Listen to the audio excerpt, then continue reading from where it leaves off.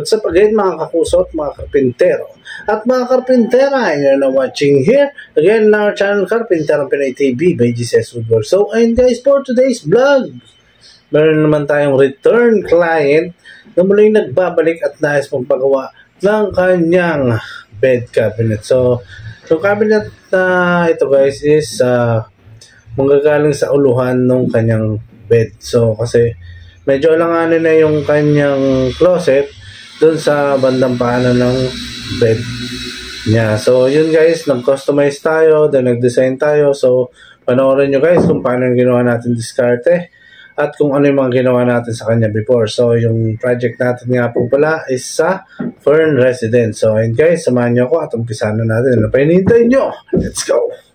So, ayun guys, proceed na tayo sa ating disenyo. So, sa mga hindi pa po nakakapag-subscribe, no? Subscribe na po kayo. Ito po ang ating YouTube channel. And ito naman po ang ating Facebook page. Follow na rin po kayo sa mga hindi pa po nakakapag-follow. Dan sa kanal is updated kayo sa mga bagong videos at mga bagong photos na ilalabas natin.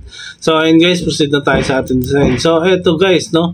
Galing na sa atin yung client natin. So, return client natin siya dahil nagustuhan niya yung ating unang ginawa sa kanya. Ito na siya guys. Ito yung details niya sa loob.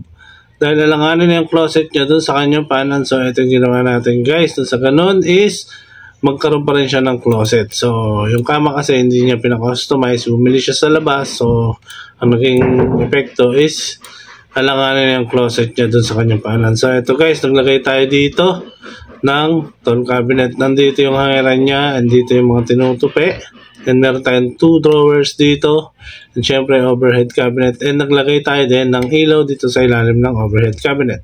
So ano pa hinintayin nyo guys, simulan na natin. Makasimulan pa ng iba. Let's go!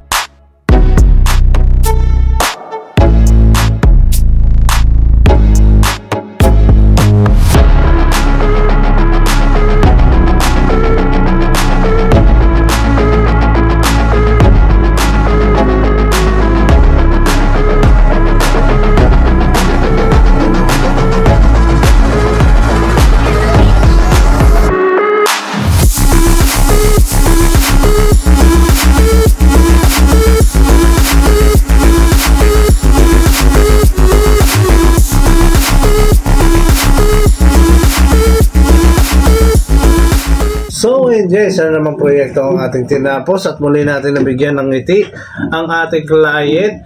Diyan pa rin sa kanyang unit sa Fern Residence. So maraming salamat sa ating client sa patuloy na pagtangkilik sa ating produkto. Kaya sa mga ating Fern Residence dyan or Grass Residence dyan, maaari kayong mag-message sa aming FB page dito lang sa GCS Woodworks, or else pwede rin kayong pumunta sa aming backup page dito lang sa GCS Woodworks and Fit Out Karpintero Pinay TV backup page, or else pwede naman kayong pumunta kumekta dito sa aming gawaan. Syempre raceable naman yan dito lang sa GCS Woodworks and Fit Out at makakarating kayo dito sakto sa aming gawaan. Sa ganun is makita nyo at masaksihan at makita ang kalidad ng aming materials na ginagamit sa bawat produktong ginagawa natin. So ayun guys, hindi lang tayo pang cabinet, meron din tayong mga fit out works na aabangan.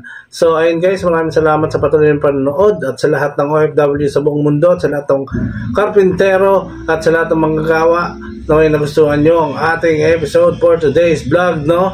Hanggang dito na lang. Break it down.